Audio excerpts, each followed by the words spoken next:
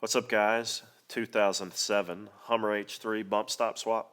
This is my bump stop from the left side. Absolutely destroyed. Nothing left. But part number for these things, GM number 15783030. Got these on eBay for around $20 a piece. But once you get your car jacked up and you let your suspension fall just enough to get room in there, what you want to do is you want to get an old screwdriver and wedge this thing out of here. Jacking the car up and making sure everything was safe took more time than getting the old parts out. But you can see with a screwdriver, these things just pop right out, nothing to it. And that thing is in better shape than the other one, but still absolutely destroyed.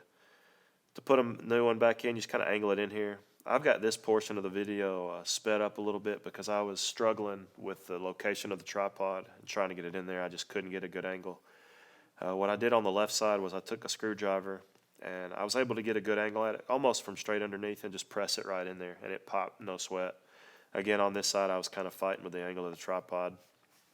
So I kept messing with the screwdriver a little bit, and then eventually I was able to get it in there deep enough. I think I get it right there. And then just came back in and just kind of manhandled it. And you'll see it pop into place here in just a second. I think it's right. Yeah, there it is. Popped into place. Wiggle it around, make sure it's not going anywhere, and that's it. So thanks for the view, guys. I appreciate it. Hope y'all have a nice day. Stay safe.